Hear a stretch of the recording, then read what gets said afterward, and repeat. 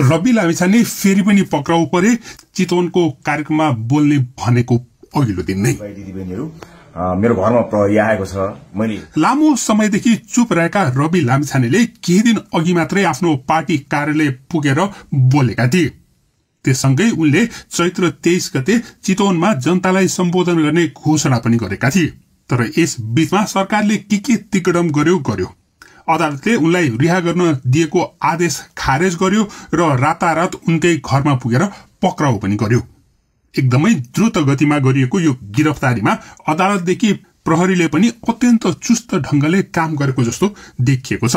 यसबारेमा संविधानविद भनेर चिनिएका भीमार्जुन आचार्य लेख्छन्, रवि लामिछानेलाई गिरफ्तार गर्न प्रहरी लामिछाने निवासमा पुगेको समाचार आएका छन्। अदालतको आदेशको पालना र कार्यान्वयन हुनुपर्नेमा त कुनै दुविधा छैन, तर लोक कल्याणकारी राज्यले आफ्नो नागरिकलाई पक्रन रातिकै समय किन रोज्छ? के टेक्स्ट र एक्सनमा हाम्रो संगति कहिल्यै नहुने हो भनेर उनले प्रश्न गरेका छन्। शनिबार चितवनमा हुनेछ। यो सरकारले मलाई फेरि थुनेछ भने त्यसको विश्वास छैन। थुनेछ भने पनि सभा गर्नुहोला, थुनेछ भने सभा गर्नुहोला, पार्टीको काममा निरन्तरता दिनुहोला। जुन दिन थुनिन्छु तर जबसम्म रहन्छु तबसम्म पार्टीलाई फेरि अर्को एउटा नेतृत्व दिएर चितवनमा विशेष कुराहरू मैले बताउनु पर्नेछ। चितवनको सभामा आउने कोसिस गर्नुहोला। म यहीँबाट सबैलाई अनुरोध गर्दै आफ्नो भनाइ टुङ्गाउँछु। सबको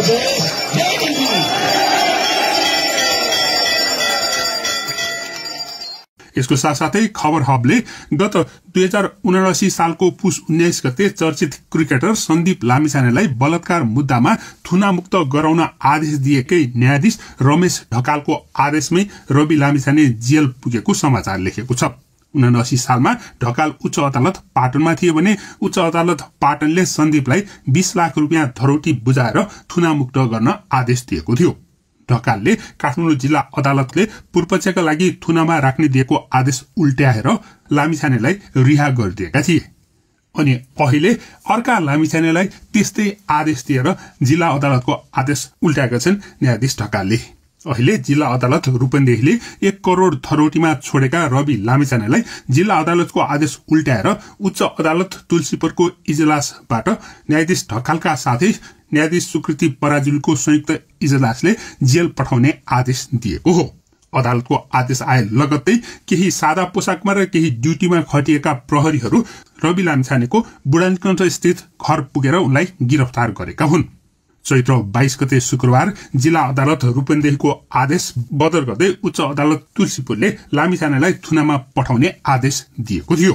पक्राउ शुक्रबार नै गरिएको भए पनि उनलाई भोलिपल्ट चैत्र 23 गते शनिबार मात्रै बुटवल भैरवा लगिने भएको छ।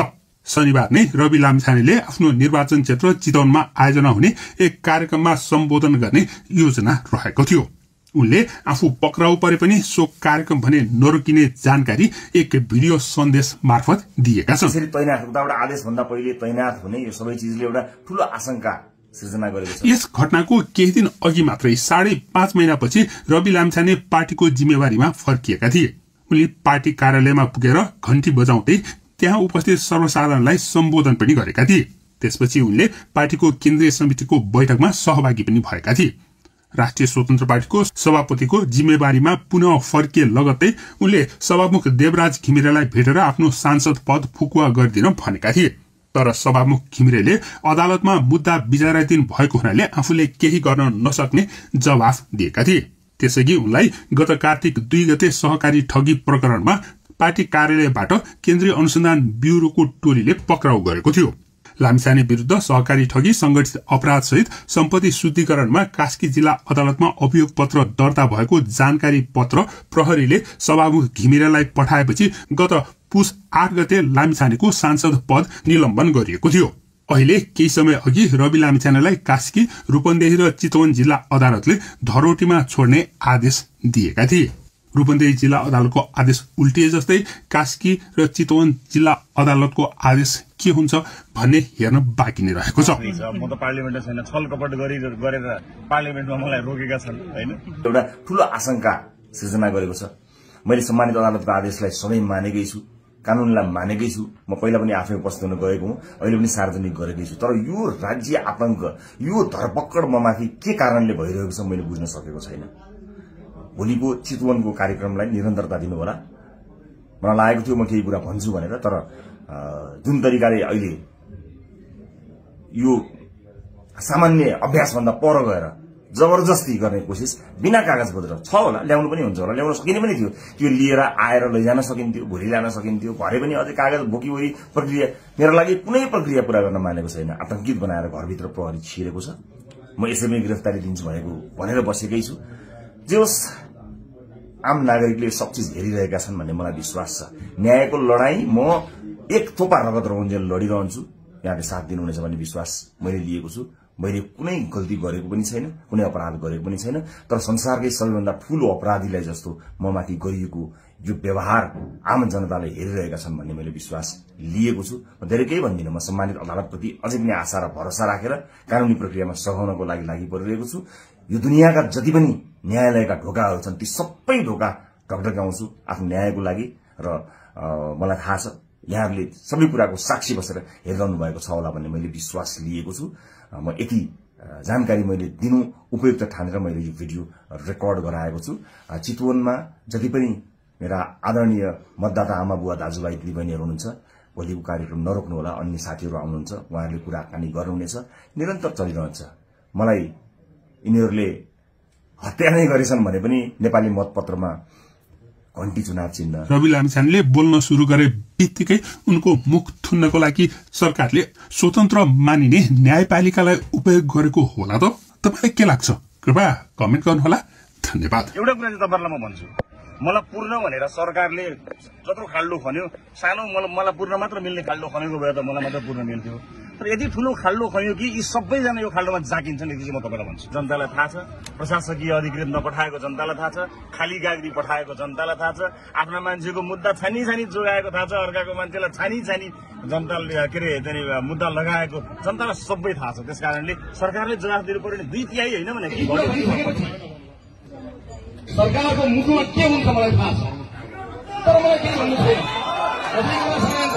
म सम्मानित अदालतप्रति आशा र भरोसा राखेर हरेक अदालतमा पुगेको छु।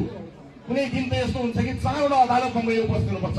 तपाईँ अन्दाजमा गराउनु होला, यो एउटा मान्छे एकै दिन बिहिबारको दिन 4 अदालतमा कसरी उपस्थित हुन्छ होला, कहाँ चाहिँ वकिलहरू पठाउँछ होला, कसरी सम्भव छ होला। तर होस्,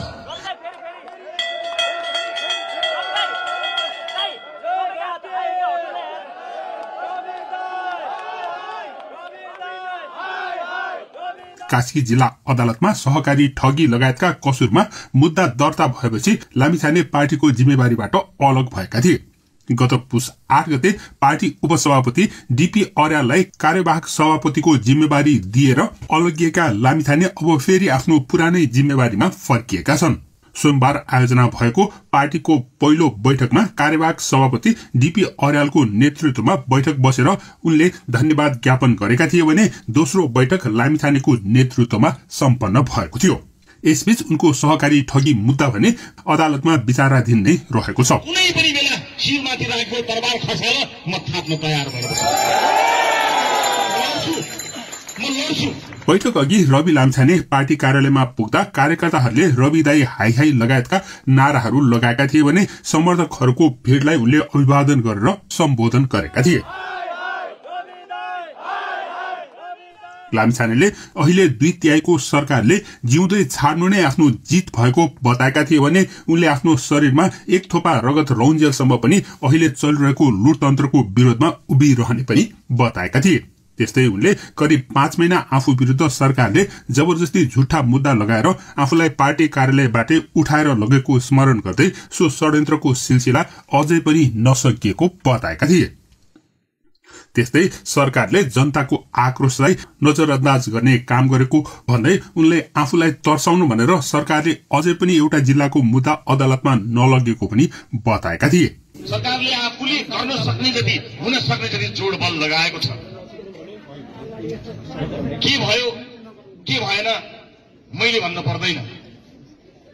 कतिपयले भन्ने गर्छन् केही न केही नभएको भए तँलाई त्यत्रो धौडी लिन्थ्यो त अदालतले भनेर केहीले भन्ने गरेका छन्। अदालतको प्रारम्भिक आदेशलाई समेत अपव्याख्या गरेर अपमान गर्ने काम गरिरहेको मैले सुनिरहेको छु। म यति भन्न चाहन्छु, तिमीहरूको 2/3 सरकारले मलाई जिउँदै छोडेको छ, यही नै मेरो जित हो। शरीरमा एक थोपा रगत रहन्जेलसम्म यो लुट तन्त्रको विरोधमा उभिनेछु। चाहे जतिवटा मुद्दा लगाउनु छ लगाऊ, ज्यान मार्नु छ